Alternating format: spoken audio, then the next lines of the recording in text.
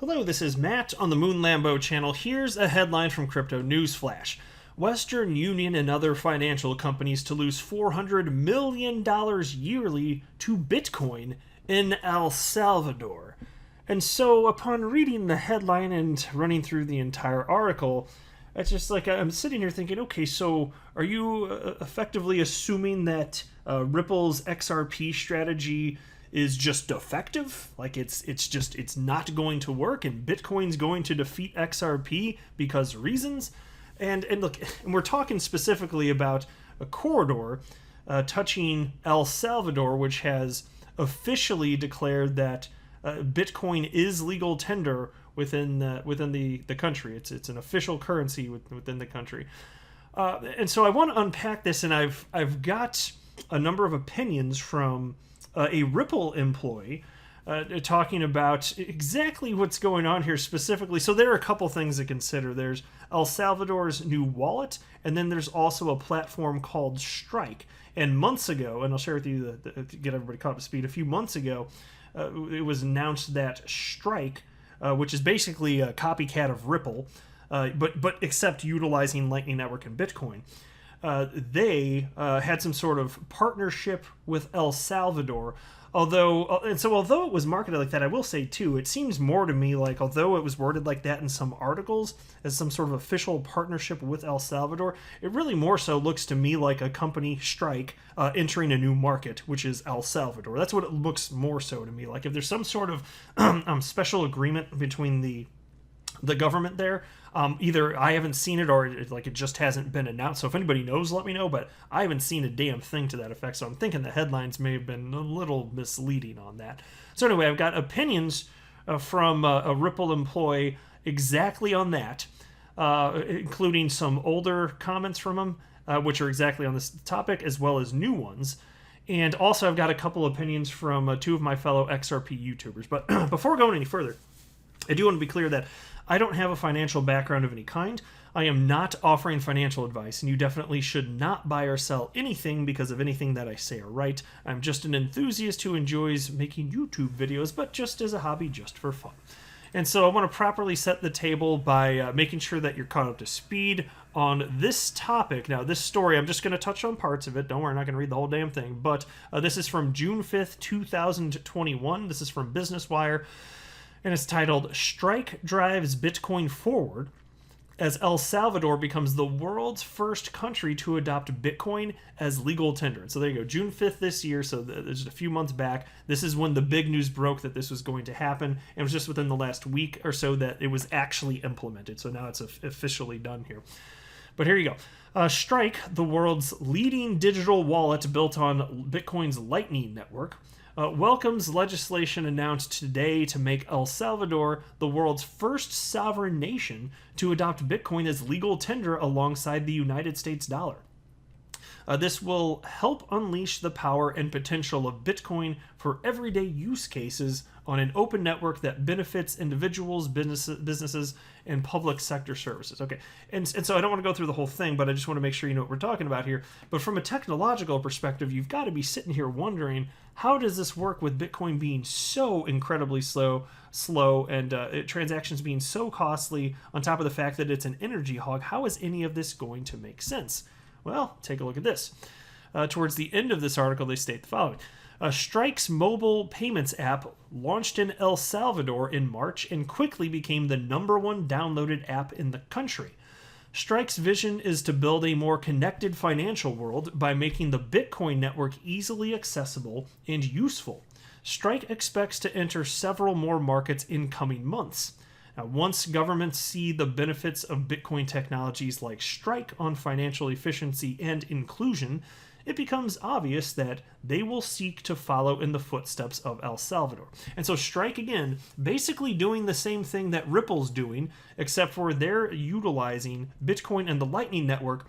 And so what you see from a technology stack perspective, they're beginning with technology that is substantially inferior to XRP.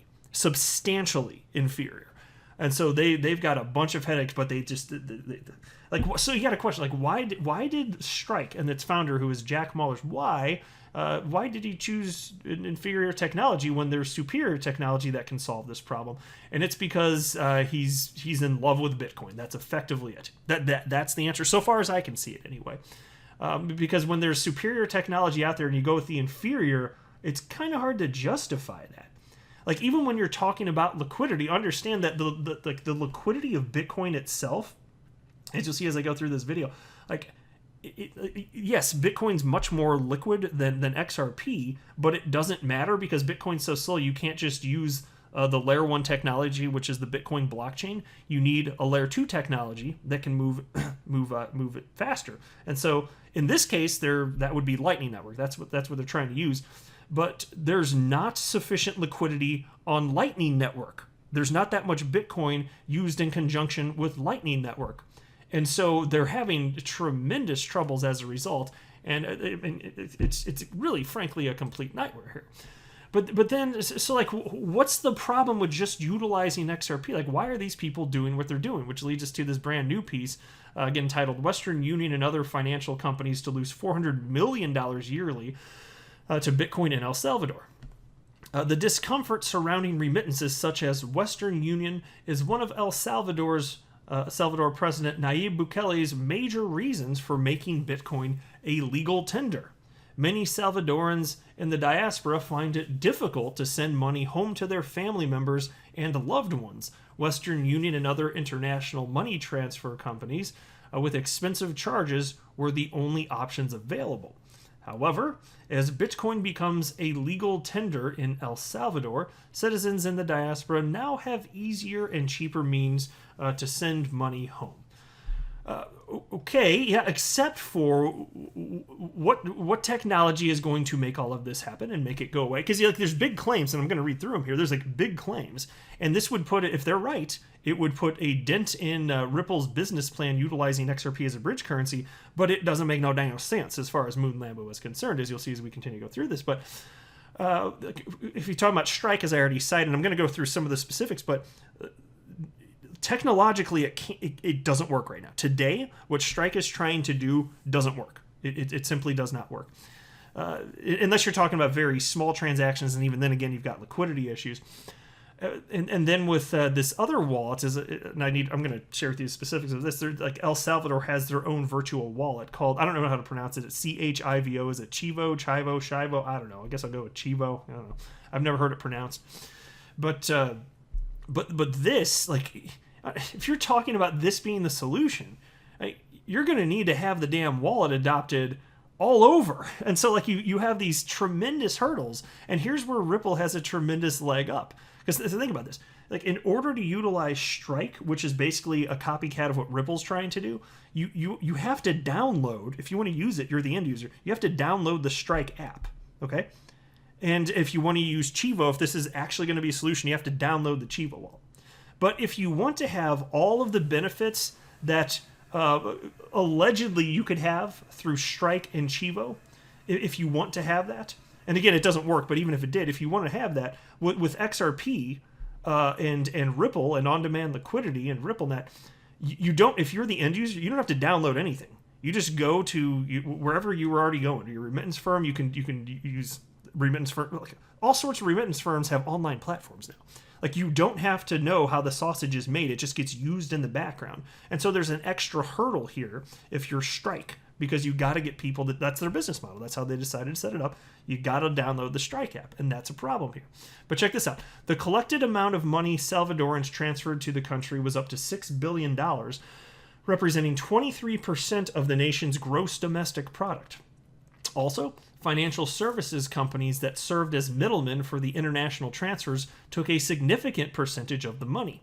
According to Bukele's estimate, Western Union and MoneyGram will lose $400 million a year in commissions for remittances, with El Salvadorans' increased adoption of Bitcoin. And so, just to be clear, this is a wild number pulled out of thin air. I haven't seen any sort of calculation that shows the specifics of why this would happen, why it's likely that this adoption would occur, because again, you've got to get all sorts of technology adopted all over the world by all sorts of people. But again, if they just use XRP, which technologically doesn't have any of these hurdles that Bitcoin does and Lightning Network has, if you just use that, the end user doesn't even need to download technology. You can solve the problem without this extra burden of getting the end user to download all of your stupid apps.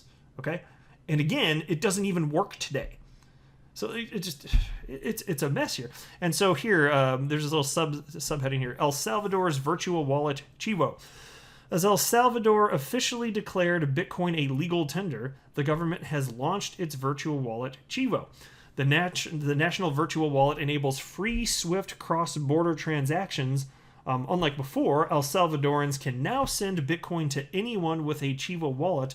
Also, the recipients can easily receive the equivalent in cash. Already, the government has launched 200 new Chivo ATMs to make it easy for citizens. And so, look, I'll say this. It's inevitable that these fees that are being paid in global remittances, they're gonna fall in line. Like the fact that, because you're talking about here, they cited in the article somewhere too, I think they said, I think it was accurate, like the typical transaction for a Salvadoran here, 12.5%. Yeah, 12.5%. So like, imagine you make a $100 transaction, you lose over $12 out of that when it's all said and done. Like there's technology out there that makes it so that this doesn't have to be a thing. It's just a matter of who's going to win the market share, how long is it going to take. And so it's not something that happens overnight, but the technology already exists. It will be implemented. So it's a question of who's going to be the winner. And what I'm telling you is that remittance firms are jumping on board with on-demand liquidity because it solves the problem today. Like this already exists. And so in corridors where there's sufficient liquidity, you can use it today. It is actually being adopted. Of course, you need to have regulatory clarity too, which is another major hurdle, but it's all happening here. And so liquidity and regulatory hurdles, like you're going to have those with this Chivo wallet and with Strike, regardless. So like it's not just unique to Ripple. Like everybody's dealing with this, but the world's going to figure it out because this is a real solution. But the idea that these remittance firms like Western Union and MoneyGram, they're just going to instantly lose that much money and eventually ultimately go away. I'm not so convinced of that. Yeah, I'm really not. Because they're solving the problem. Now, of course, there's incredible inefficiencies, but that's kind of the point of RippleNet solving all of this. That is the point. But it's not the case that remittance firms and banks are not going to be utilized. I don't see that happening anytime soon.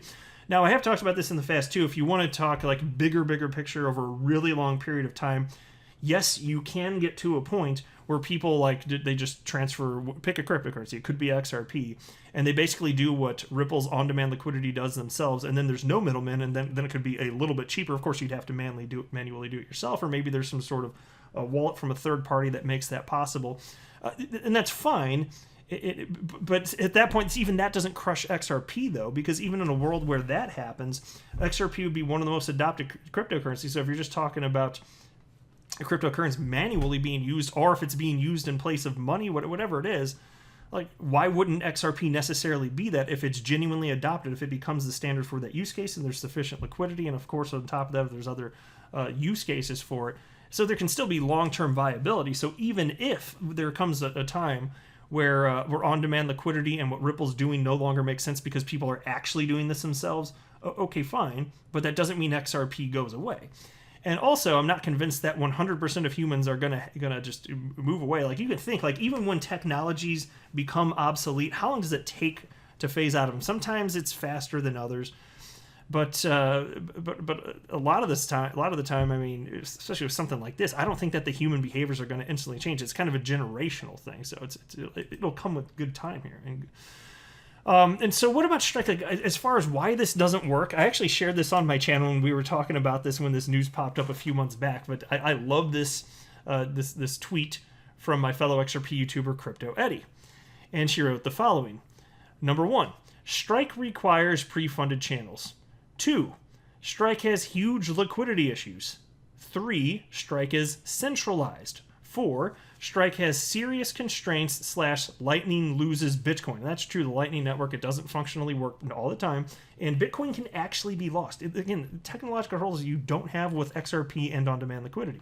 Number 5, Strike modes don't monetarily make sense. 6, Strike is not scalable.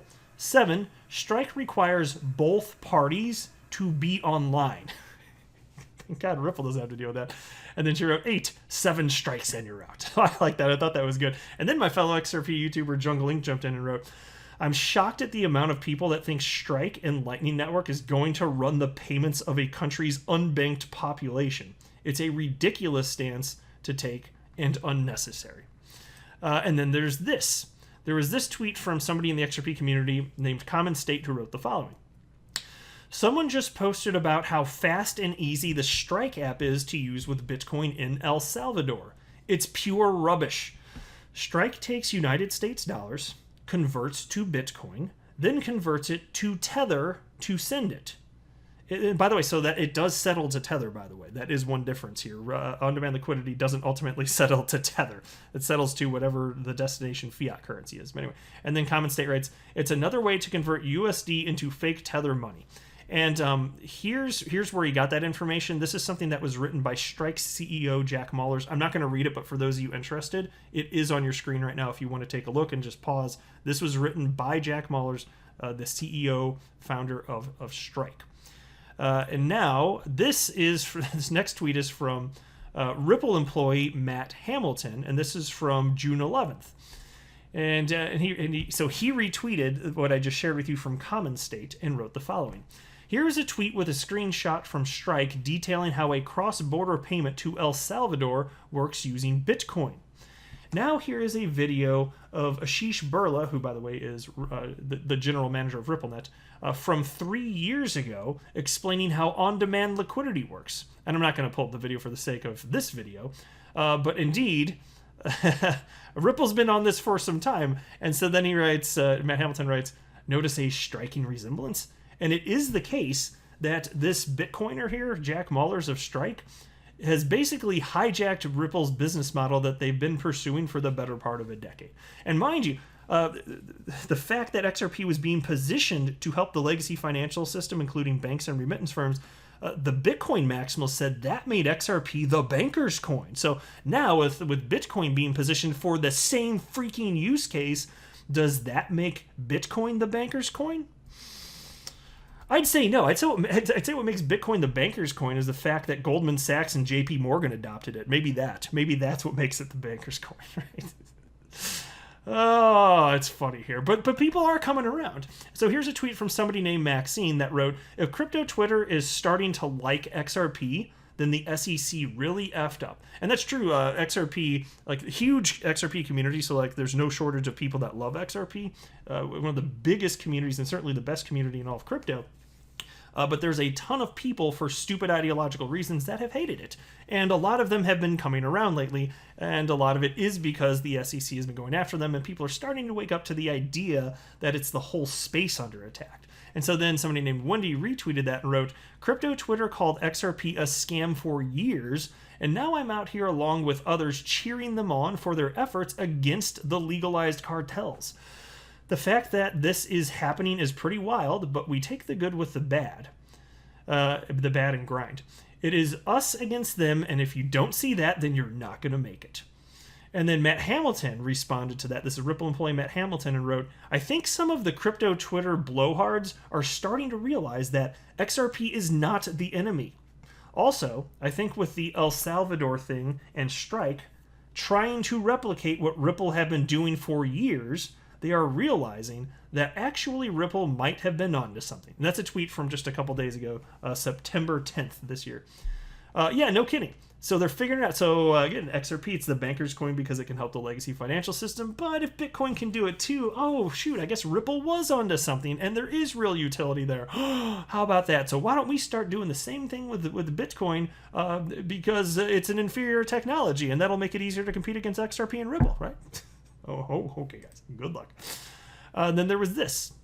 Matt Hamilton also wrote, it's interesting that Strike have adopted the same approach Ripple was demonstrating 6 years ago. The difference being that the XRP ledger has a decentralized exchange built in, is cheaper, and non-custodial. So again, a few more reasons, like I cited.